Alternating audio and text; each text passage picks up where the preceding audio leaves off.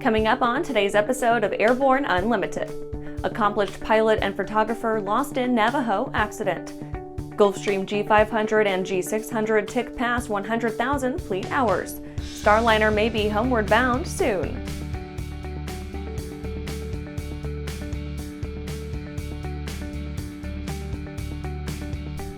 Welcome to Airborne Unlimited. I'm your host, Holland Lee.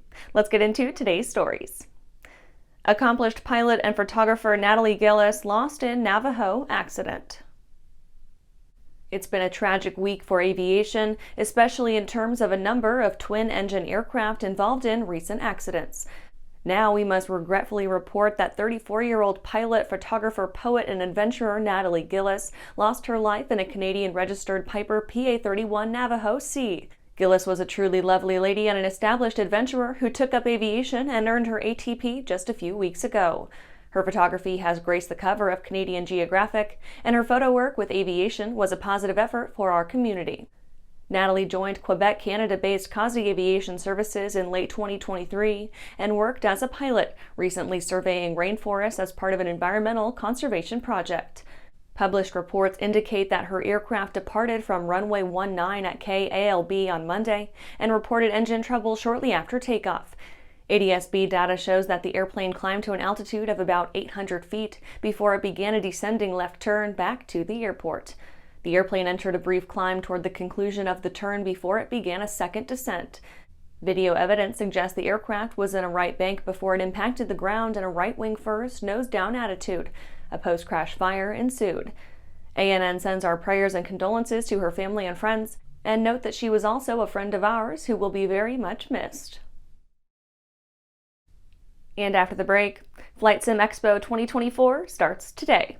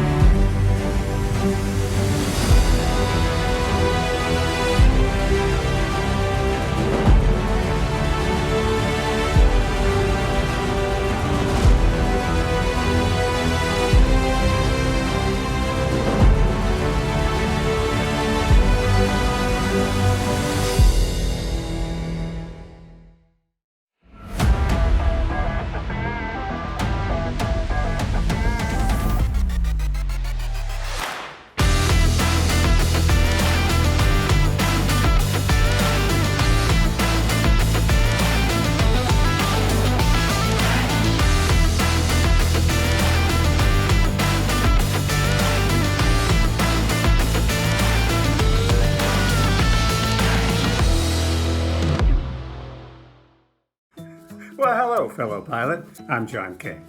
And I'm Martha King. You know, we've all had our flying lives disrupted lately. Well, King Schools is here to help you stay up to date with courses that you can access on your desktop, iPad, or iPhone.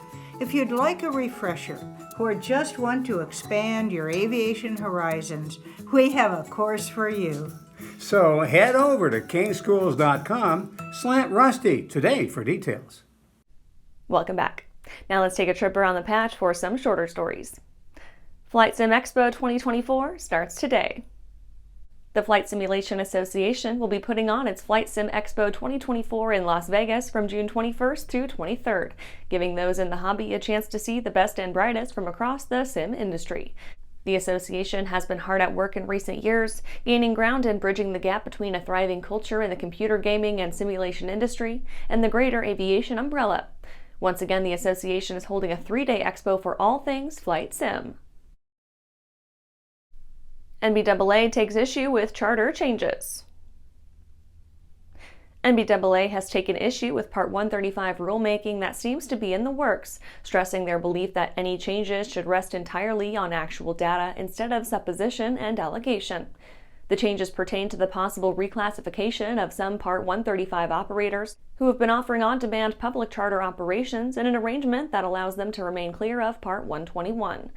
Customers have liked the service, being smaller and more nimble than traditional airlines, while giving them the private jet experience of avoiding TSA and passing through the FBO to catch a flight. STC approved for Chronos digital clock with USB chargers. Butler National Corporation and Mid-Continent Instruments and Avionics have received an FAA STC for a clock upgraded with USB charging ports that can replace the OEM-installed clock in 24 Learjet models. The Chronos digital clock with USB-A and USB-C chargers are a drop-in installation fitting into the same panel location, requiring only wiring and circuit breaker changes. The STC authorizes the replacement in Learjet models 24, 24B, D, E, and F, 25, 255B, C, D, F, 28, 29, 31, 31A, 35, 35A, C21A, 36, 36A, 55, 55B, 55C, 60, and 60 XR. Alpa hates JSX and loves TSA screenings. Alpa weighed in on the tightening noose around Part 135 operators, celebrating the FAA's decision to form a panel and study safety data for the small-time pseudo-charter operators they've long cited as flouters of Part 121 regulations. Much of the argument has surrounded the feasibility of JSX, a public charter operator that has made the best of the regulatory environment to offer travelers an easier, less stressful travel environment aboard smaller 30-seat Embraer ERJs.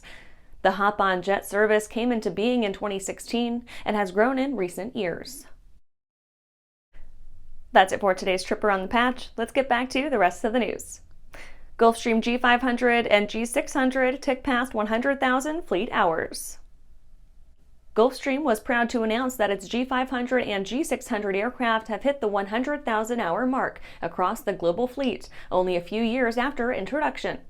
The first G500 made its way to customer hands in the fall of 2018, with a longer G600 seeing delivery in the summer of 2019.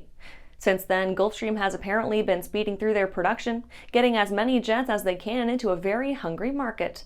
By now, the duo have become strong sellers among the company's lineup, offering buyers impressive range, speed, and comforts with all the cachet that comes with the Gulfstream brand. The G500 offers buyers 5,300 nautical miles of range at 0.9 Mach, with a longer-legged G600 hitting 5,600 nautical miles using the same cruise. When pushing it flat out, both hit a top speed of 0.925 Mach, pretty impressive for civilian kit. So far, Gulfstream has been able to put more than 260 aircraft into service, allowing them to collect all kinds of city pair speed records around the world. Many times, the company seems to collect some for fun when scheduled to fly out for one international expo or another, getting them to the point of having more than 90 records between both aircraft. After these messages, Starliner may be homeward bound soon. I think it's a very important thing to share the joy and love of flying. Our customers fly to remote places. They use our products to go places that are difficult to get to. Hertz has been an excellent partner for Whip Air, just in terms of your product support, as well as keeping an eye on the market and developing new products that meet demands. And it is that shared experience and the joy of flying that brings us all back and charges all of our batteries up. For over 30 years, the massive Sportplane resource guide has provided expert, credible information, evaluations, and critical analysis of all that the sport aviation world has to offer. The all-new digital Sportplane resource guide is coming with extensive multimedia features that are constantly updated, an even more comprehensive online guide to all things sport aviation. Available soon. www.sportplane.com.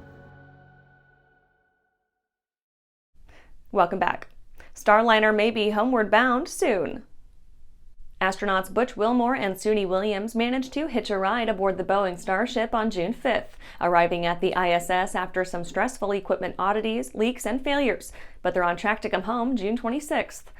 Originally, the launch was intended to be a week-long live-fire test of the much-maligned and finicky Starliner, with all involved crossing their fingers that the flight would go off without a hitch and return back to Earth a proven launch apparatus.